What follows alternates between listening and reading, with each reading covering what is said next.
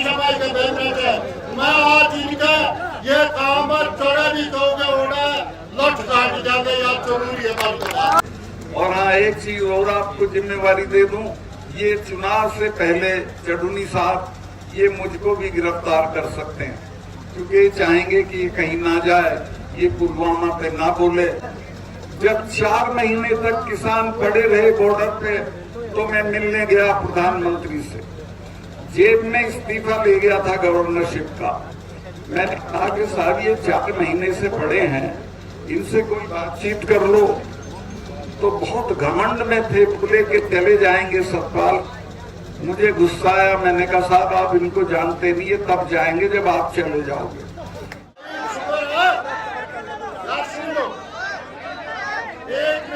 एक मिनट तो आज खटकर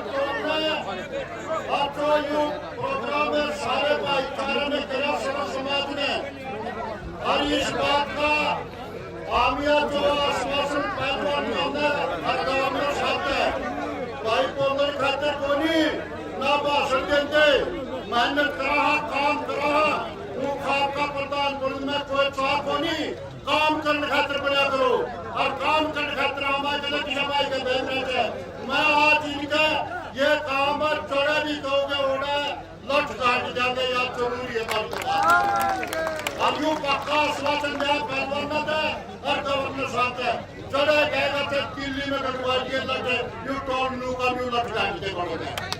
और धन्यवाद। और बात जो शांति ने सुनो, और एक बात है, शांति का पुजारी है, कर्तव्य है, और हाथ जोड़ के आप भी हाथ जोड़ो, बड़ा शांति रखियो। और अब गवर्नर साहब आपसे बात करेंगे, मैं कहा बोलता था, बड़ा पुण्य में बोलता, भाषण हमने बोलते थे कि बाबा ने इनकी बात सुनी है। जय जवान जय किसान। जो भाई है वो एक छोटा भाई शांति मीडिया ने कवर करना है, मीडिया को कवर करना तो कोई बात नहीं, मीडिया को कवर करना तो मुझे थोड़ा सा देना।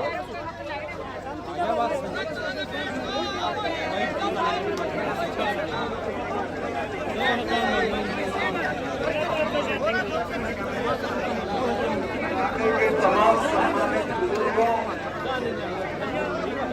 खटखट टोल के तमाम प्रबंधक लोग, माननीय चडुनी जी, बेटी विनेश फोगाट।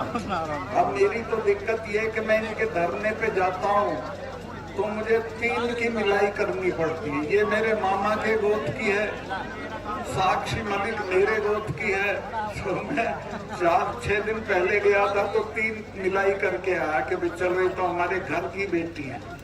तो मैं इससे अभी कह रहा था कि बेटे, देश में जिधर निकलोगे इसी तादाद में लोग तुम्हारे साथ खड़े रहेंगे, और देश के लोगों ने तुम्हारी लड़ाई को अपनी लड़ाई मान लिया है। अब इसमें कोई ज्यादा मेहनत करने की जरूरत आपको नहीं है, वो मेहनत हम करेंगे। मैं आपको एक बात बताऊं, 2 हफ्ते पहले मैंने एक इंटरव्यू में उस अखबार वाले को बताया कि पुलवामा में हमारे 40 जवान शहीद हो गए थे। जब मैं वहां गया और मैंने सारा नक्शा देखा और लौट के आया तो प्रधानमंत्री कहीं गए हुए थे, शूटिंग करा रहे थे अपनी। उनका टेलीफोन आया, उन्होंने कहा सतपाल भाई क्या हुआ? मैंने कहा साहब ऐसे ऐसे हमारे 40 जवान शहीद हो गए और वो हमारी गलती से हुए। वो 4 महीने से हवाई जहाज मांग रहे थे जम्मू से श्रीनगर जाने के लिए, लेकिन उनको हमने हवाई जहाज नहीं दिए, लिहाजा वो सड़क के रास्ते गए और मारे गए। तो प्रधानमंत्री ने मुझे कहा कि तुम चुप रहो। 2 घंटे बाद जो हमारा सिक्योरिटी एडवाइजर है अजीत डोभाल, वो मेरे साथ पड़ा है, उसका टेलीफोन आया कि सतपाल भाई इस पे बोलो मत, इस पे चुप रहो। मैंने समझा शायद ये जांच कराते होंगे, वो जांच आज तक नहीं हुई है। वो सिर्फ एक बहाना ढूंढ रहे थे कि इस सवाल पे पाकिस्तान की तरफ मोड़ के और चुनाव लड़ जाएं।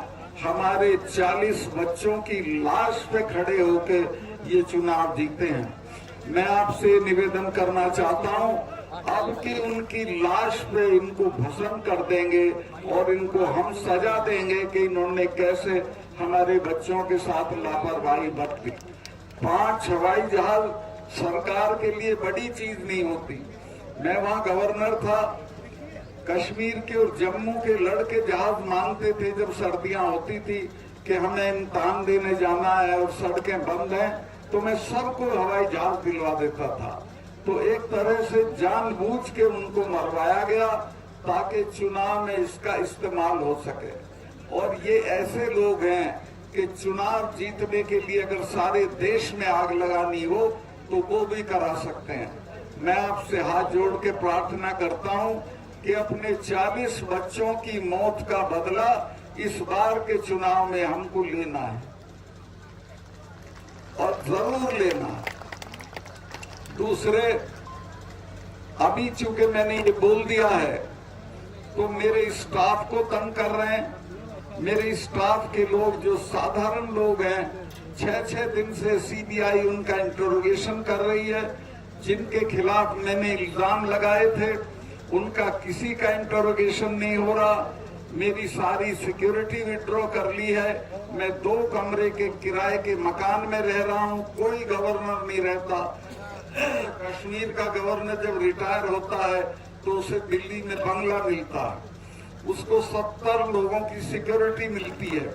मेरे पास 1 सिपाही है, सिर्फ 1 सिपाही है। मेरे साथ कुछ भी हो सकता है, लेकिन मुझे आपका हौसला है। मैं आपके भरोसे पे लड़ रहा हूं और जब तक इनको हटा नहीं लेंगे तब तक लड़ता रहूंगा। इन बच्चियों की लड़ाई को तो हम जरूर जीत लेंगे, मुझे कोई शुबा नहीं है। जिस तरह से देश भर में इनके लिए हमदर्दी है, ये कामयाब होंगी और कोई रोक नहीं सकता।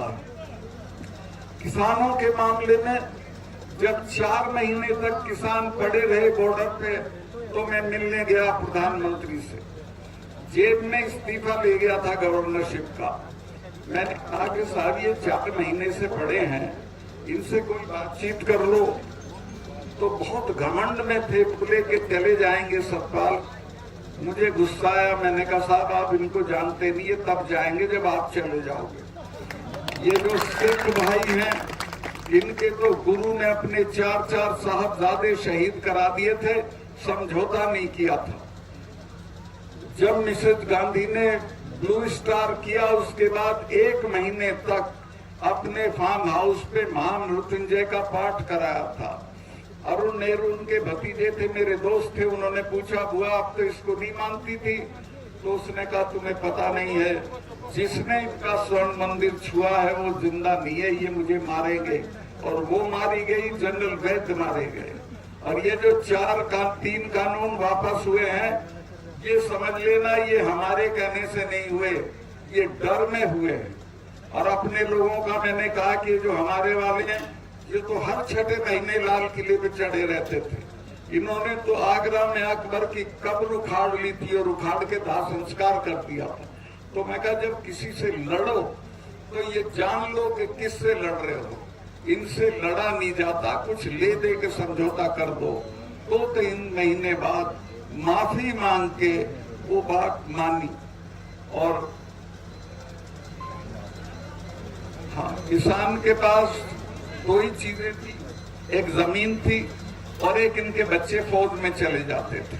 वो रास्ता भी बंद कर दिया। एक अग्निवीर योजना लाए हैं जिसमें 4 साल की नौकरी होगी और उसके बाद रिटायर होके आ जाएंगे, उसको कहीं नौकरी नहीं मिलेगी, ज्यादा से ज्यादा चौकीदारी मिलेगी।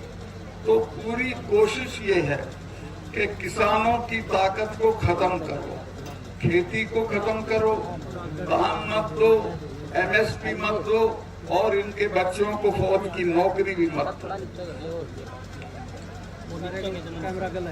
मैं बहुत लंबा नहीं करना चाहता हूं। मैं कश्मीर में था जब धारा 370 हटी थी। महबूबा ये कहती थी कि जिस दिन ये धारा 370 हटेगी खून की नदियां बह जाएंगी। दिल्ली वाले भी डरे हुए थे, वो भी कहते थे सत्ताल कैसे होगा। मैं कहा आप छोड़ो मेरे पे, मैं आप इसको हटाओ, और वो मेरी दस्तखत से हटनी थी। मैंने चिट्ठी भेजी, मेरे चीफ सेक्रेटरी ने कहा कि मलिक साहब यहाँ तो बहुत खून खच्चर होगा, 1000 आदमी मारना पड़ेगा, यहाँ के लोग तो हथियार छीन लेंगे, थानों में घुस जाएंगे। मैंने कहा कि तुम चुप रहो, चिड़िया भी नहीं बोली।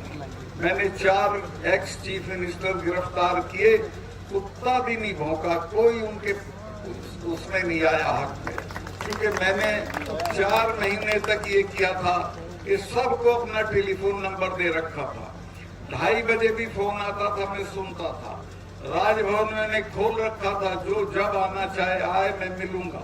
और नतीजा ये हो गया था। और लोगों को मैंने समझाया कि ये 250 टेररिस्ट हैं, इनको लेके तुम दुनिया की दूसरे नंबर की फौज से लड़ के क्या हासिल कर लोगे, सिवाय ये मारे जाएंगे चिड़िया की तरह, और कुछ नहीं होगा। बातचीत से सब कुछ हो सकता है। और मैं कहीं नेताओं के बच्चे तो लंदन में पढ़ रहे हैं, तुम्हारे मरते तुम क्यों बेवकूफी करते हो, वो बात उनकी समझ में आ गई थी। और जब ये पकड़े गए तो किसी ने कुछ नहीं किया। मुझे ऐसे फोन जरूर आए कि साहब इन्हें अभी आसानी से मत छोड़ना, थोड़ा देर से छोड़ना।